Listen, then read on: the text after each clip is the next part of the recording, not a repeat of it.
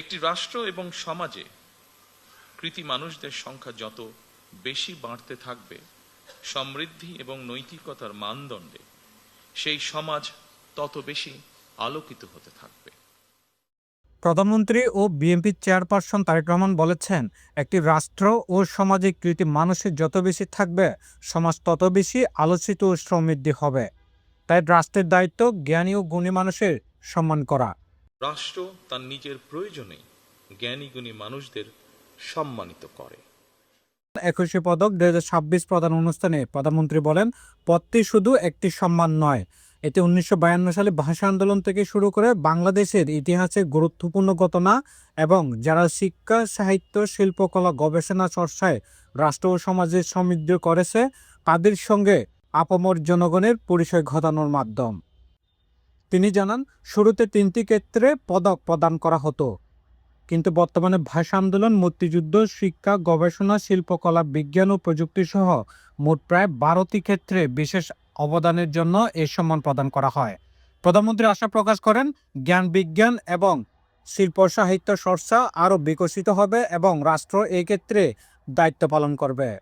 তারেক রহমান বলেন, শিক্ষা, গবেষণা ও শিল্প সাহিত্য চর্চাকে রাজনৈতিকরণ করা কখনোই সভ্য সমাজের পরিচয় নয়। তিনি বলেন, দেশের সব শাখায় নৈতিক, মানবসম্পন্ন, উদার ও গণতান্ত্রিক রাষ্ট্র ব্যবস্থা প্রতিষ্ঠায় সরকার কাজ করছে। এই যাত্রায় দেশে বিজ্ঞজনদের দিক নির্দেশনা অত্যন্ত গুরুত্বপূর্ণ। জাতীয় ইতিহাসে ফেব্রুয়ারি মাসে গুরুত্ব কথা তুলে ধরে প্রধানমন্ত্রী বলেন, 21শে ফেব্রুয়ারি আমাদের আত্মপরিচয় মাস।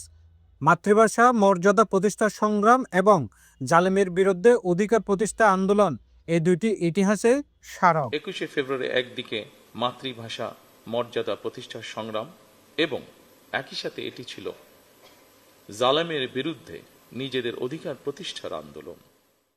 এ উপলক্ষে দেশের জ্ঞানী ও গুণী কবি, শিল্প ও ভাষা সংগ্রামীকে পদকে ভূষিত করা হয়েছে। প্রধানমন্ত্রী সকল ভূষিতদের আন্তরিক অভিনন্দন জানান এবং প্রার্থনা করেন তাদের সৃজনমুখর জীবন দীর্ঘ ও কল্যাণময় হোক। তিনি আরও বলেন, রাষ্ট্রের জন্য একটি দায়িত্ব জ্ঞানী ও গুণী মানুষের কর্ম, জীবন ও অবদানের জনগণের কাছে পৌঁছে দেওয়া।